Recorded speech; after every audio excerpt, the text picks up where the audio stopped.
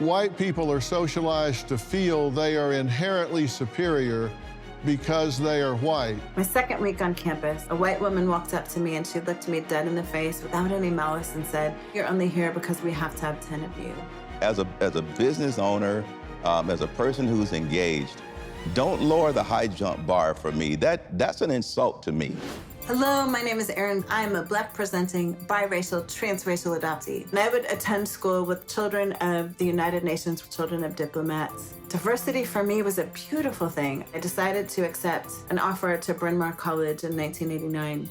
My second week on campus, a white woman walked up to me and she looked me dead in the face without any malice and said, "You're only here because we have to have 10 of you." And I was so confused. And she said, "Well, affirmative action.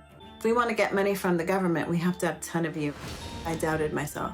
Did I actually earn my spot here? When I won Teacher of the Year in 2008, I wondered, did I earn this because I'm the best teacher? Because of DEI. I am great at what I do. So I am pro-DEI. When it's about making sure that we are at least looking at and considering people who are already qualified for these roles. I will forever be pro-DEI. Erin, thanks for joining us. Thanks for having me. This worked for you. So first of all, I love that there are 3 Black folks that are part of this conversation because I think what's really important is that we are not a monolith. We're not all one thing. So every Black person is not the same. I'm also a Jesus girl. So my husband was a pastor for a long time. He's now a teacher and a head football coach. All Christians are not the same thing. I think it is dangerous to paint DEI as one thing because I tell people I don't believe in fighting people to do DEI. I come like this, not like this. And I do think it's problematic when you make everyone do it because I know as a classroom teacher, if I make kids do a certain thing, they don't. I want to draw people in and I want to take the people who are really eager to learn and understand. And that's how I do this work. But that's not how a $9 billion industry was built. The $9 billion industry was built by messaging that there's virtue signaling going on here. If you're an organization and you don't have DEI training, your ability to get government contracts, your ability to present yourself in a enlightened fashion is going to be really damaged. And I can tell you, coming from Hollywood, you go out and present a new project, a new show you're pitching or whatever. First question post George Floyd was, well, how many BIPOC people are attached to this?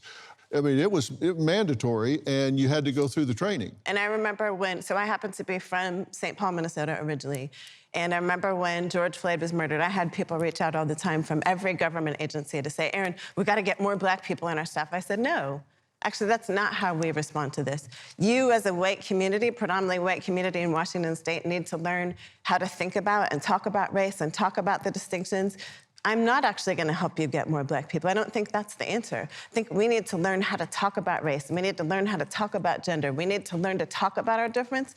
And I come to this work out of ministry. I want us to learn to love each other better.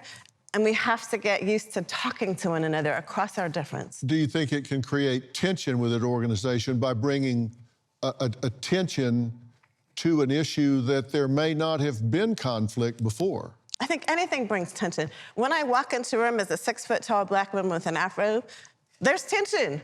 And I didn't cause it. And I am a happy giant. And I still cause tension just walking into, I think tension is part of life, tension is part of business. This is a memo from Coca-Cola, and it's confronting racism training at Coca-Cola. One heading, try to be less white. What does that mean? In the US and other Western nations, white people are socialized to feel they are inherently superior because they are white. To be less white is to be less oppressive, be less arrogant, be less certain, be less defensive, be less ignorant, be more humble, break with white solidarity. Eric, you've seen this memo. What do you think this does inside an organization? I want to speak to why this even happened in the first place. Coca-Cola didn't know what to do after George Floyd. They wanted to do the right thing, but they wanted to do it quickly. And that's the issue. These are adaptive problems. They're not technical problems. A technical problem is if you bring a car to the mechanic, you have a dent in it, he fixes the dent. An adaptive problem is trying to convince the driver to stop drinking before he gets behind the wheel, right? So they're very different problems right now. And Coca-Cola was trying to use a technical solution for an adaptive solution. They went out, they found somebody who said they were doing DEI stuff, and they said, fine, you're hired. They just found somebody who had a bad idea and hired them. That's a bad idea. Yeah, highly bad idea. I would think that would create a lot of tension. And I've talked to kids in school that go through some exposure to this, and they come away saying, they're talking to us about being oppressors and oppressed. We got along fine until they came in and told us this distinction. Can I say, as an educator, that is just bad instruction? And I want to speak to something you said about language, because I do think language is really powerful. I think it's important for our students to learn standard English, every child, and I teach that it's not the right language, but it is the language you need to hold on to if you want to get a job in corporate America.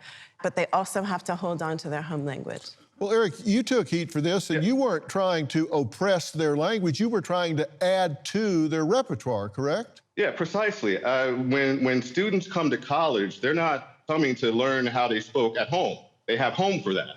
They came to college to learn something they don't already know, or to perfect something they know so that they can be more successful and fulfilled in regular society. And the same thing came up about teaching math. There was a movement, and I think it's still afoot, to grade differently on math based on the desire to learn it.